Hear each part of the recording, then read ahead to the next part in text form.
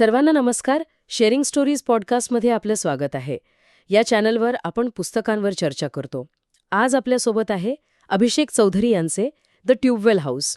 ही एक समकालीन कादंबरी आहे जी भारतातल्या एका ग्रामीण भागात घडते आणि कथेची सुरुवातच एका मोठ्या विरोधाभासाने होते. हो.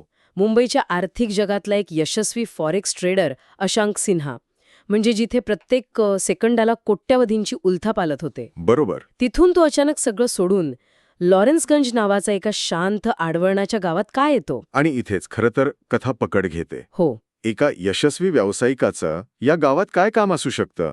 त्याचं गावातील आरोग्य केंद्रात काम करणाऱ्या डॉक्टर सान्वी शर्मा यांच्याशी काय नातं आहे? आणि सगळ्यात महत्वाचा प्रश्न, तोच की त्या ट्यूबवेल हाऊसमध्ये जिच्यामुळे गावात एक गूढ शांतता आहे, त्या घरात राहणारी ती मुलगी नक्की कोण आहे? म्हणजे यात फक्त एक रहस्य नाहीये. अजिबात नाही. यात वारसा हक्कावरून होणारे वाद आहेत, ग्रामीण भागातील सत्ताकारण आहे, गुप्तता आहे आणि आजच्या काळातला अत्यंत महत्त्वाचा विषय मानसिक आरोग्य, हे सगळं एकत्र गुंफलेलं आहे. पर मग सुरुवात या गावापासूनच करूया. हे लॉरेन्सगंज गाव नक्की आहे तरी कसं? समीक्षक म्हणतात की या पुस्तकातलं वातावरण हॉन्टिंग अँड ॲटमॉस्फिअरिक आहे. म्हणजे ते तुमच्या मनाचा ठाव घेतं. पण याचा नेमका अर्थ काय? म्हणजे लेखक हे गूढ वातावरण नेमकं कसं निर्माण करतात? नाही, केवळ गाव शांत होतं असं लिहिल्याने तर तसं होत नाही. हीच तर लेखकाची खरी कमाल आहे बघा. Bring your book to life with AI. Plotsformovies.com helps you create movie-like trailers for your book, allowing filmmakers to visualize your story just the way you imagined it while writing. Enhance the storytelling experience to a whole new level with realistic characters, immersive voiceovers, and cinematic sound effects. No more boring stock images or generic clips. Captivate your audience, spark curiosity, make readers and filmmakers eager to explore more. Plotsformovies.com, where your story becomes cinema. अच्छा, ॲटमॉस्फिअरिक म्हणजे काय? तर पार्श्वभूमी ही केवळ पार्श्वभूमी न राहता कथेतील एक महत्त्वाचं पात्र बनते. चौधरी यांनी लॉरेन्सगंजचं वर्णन करताना फक्त एक निसर्गरम्य चित्र उभं नाही केलंय. तर त्या शांततेमागे दडलेली अस्वस्थता दाखवली आहे. अगदी. मुंबईच्या गोंगाटाची सवय असलेल्या अशांकसाठी लॉरेन्सगंजची शांतता आश्वासक नाही, ती भीतीदायक आहे. ती भयाण शांतता. ती त्याच्या मनातल्या वादळाला आणखी भडकवते.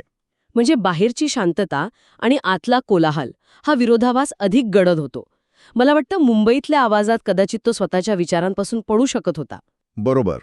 पण इथे त्या शांततेत त्याच्याकडे स्वतःचा सामना करण्याशिवाय दुसरा पर्यायच उरलेला नाहीये. हो. आणि ह्या वातावरणाच्या केंद्रस्थानी आहे ट्यूबवेल.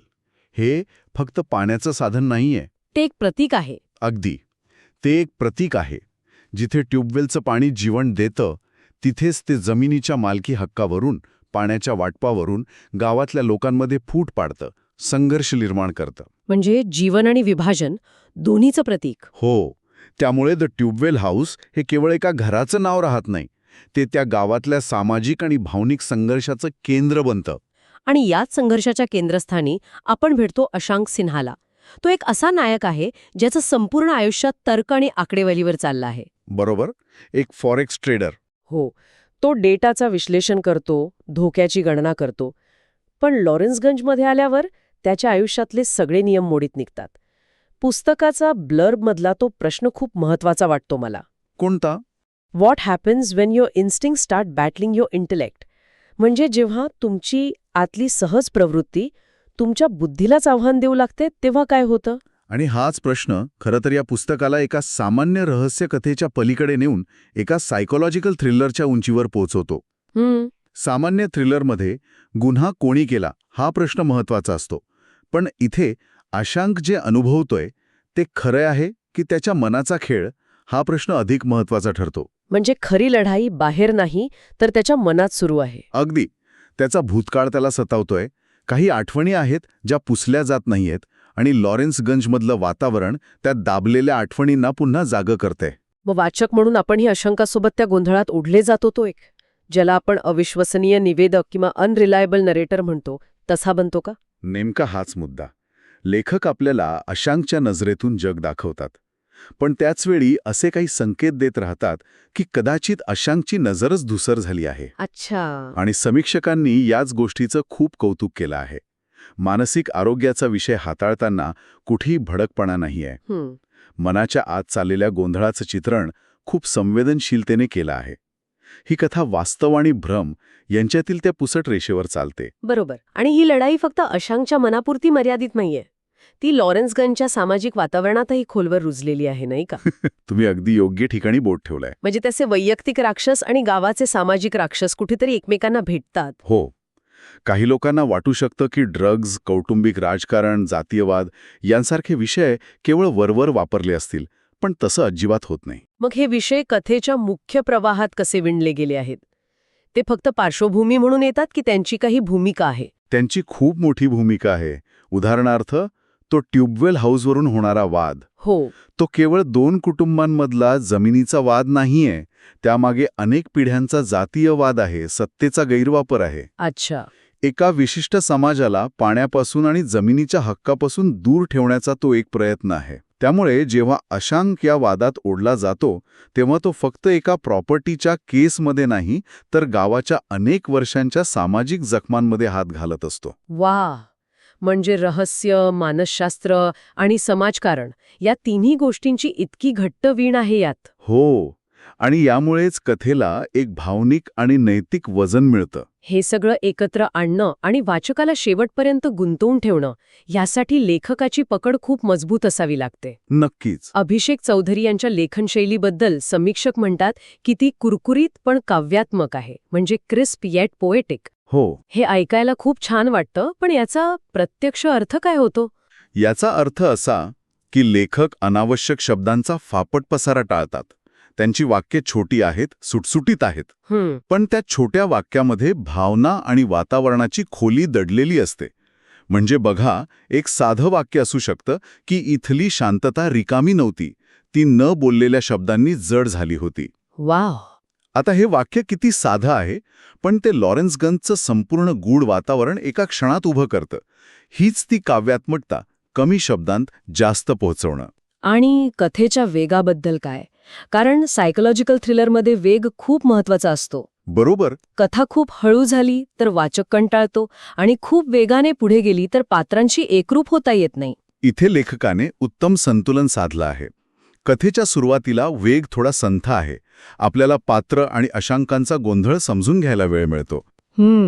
लेखक हळूहळू रहस्याचे पदर उलगडतात आणि मग कथेच्या उत्तरार्धात जेव्हा गुपितं उघड होऊ लागतात तेव्हा कथेचा वेग प्रचंड वाढतो. म्हणजे आपल्याला वाटतं की आता कळलं सगळं. आणि तेव्हाच एक अनपेक्षित वळण येतं आणि तुम्हाला धक्का बसतो. हा जो खेळ आहे तो शेवटच्या पानापर्यंत वाचकाला खिळवून ठेवतो. हे सगळं ऐकून लेखकाबद्दल जाणून घेण्याची उत्सुकता आणखी वाढते. कारण इतके वेगवेगळे स्तर असलेली कथा लिहिणारी व्यक्ती नक्कीच सामान्य नसावी. नाही, त्यांची पार्श्वभूमी खूपच रंजक आहे. हो, मी वाचलं.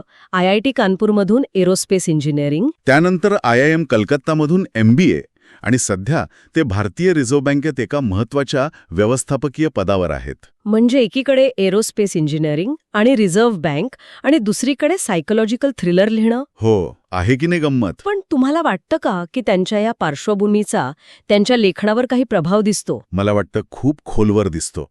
हे एक विलक्षण साम्य आहे. रिझर्व्ह बँकेतील एक जोखीम व्यवस्थापन तज्ज्ञाचं काम काय असतं? धोक्यांचा अंदाज बांधणं. बरोबर. डेटाच्या आधारे भविष्यातल्या धोक्यांचा अंदाज बांधणं. आता या कादंबरीत ते काय करत आहेत? ते मानवी मन नावाच्या सर्वात गुंतागुंतीच्या गोष्टीचा शोध घेत आहेत. वाह. त्यांच्या लेखनात तुम्हाला तो विश्लेषणात्मक दृष्टिकोन स्पष्ट दिसतो. रहस्याची रचना, प्रत्येक सुगावा समोर आणण्याची वेळ, हे सगळं खूप विचारपूर्वक आणि नियोजनबद्ध वाटतं. म्हणजे त्यांनी फायनान्समधलं रिस्क असेसमेंटचं कौशल्य शब्द आणि भावनांच्या जगात वापरलं आहे. अगदी तसंच. आणि त्यांच्या बायोमध्ये लिहिलंय की या कादंबरीला 4 वर्ष लागली. ती मेहनत पुस्तकातून नक्कीच दिसते. प्रत्येक गोष्ट विचारपूर्वक लिहिली आहे. तर मग एकंदरीत द ट्यूबवेल हाऊस ही केवळ एक रहस्यकथा नाहीये. नाही. ही एक अशी सायकोलॉजिकल थ्रिलर आहे जी केवळ तुमची उत्सुकता वाढवत नाही, तर तुम्हाला मानवी मनाच्या आणि समाजाच्या खोलवरच्या विचारात पाडते. एक गडद, विचार करायला लावणारी आणि मनाला स्पर्शून जाणारी कथा. हो, जी पुस्तक संपल्यानंतरही बराच काळ आपल्यासोबत राहते. आम्ही sharingstories.in वर #PushingIndianAuthors या मोहिमेद्वारे भारतीय लेखकांच्या पुस्तकांना पुढे आणत आहोत. या कार्याला plotsformovies.com यांचे समर्थन आहे. हे एक AI सक्षम बुक ट्रेलर प्लॅटफॉर्म आहे. हो, तिथे पुस्तक विकत घेण्यापूर्वी त्याचा 1 मिनिटाचं ट्रेलर पाहून पुस्तकाबद्दल अधिक चांगल्या प्रकारे समजू शकता. जर तुम्हाला आमचं काम आवडत असेल तर कृपया चॅनलला सबस्क्राईब करून आम्हाला पाठिंबा द्या. हे पुस्तक विकत घेण्यासाठी लिंक डिस्क्रिप्शनमध्ये दिली आहे. तिथून तुम्ही ते नक्की खरेदी करा आणि वाचा. आणि जाता जाता एक विचार. ही कथा आपल्याला प्रश्न विचारते की खरी भीतीदायक भूत-प्रेत जुन्या पडक्या घरांमध्ये आणि ट्यूबवेलमध्ये असतात, की आपल्या स्वतःच्या भूतकाळात आणि मनात दडलेली असतात. अगदी. तुम्हाला भारतीय लेखकांचे कोणते पुस्तक सर्वात जास्त आवडते? खाली कमेंट्समध्ये नक्की सांगा.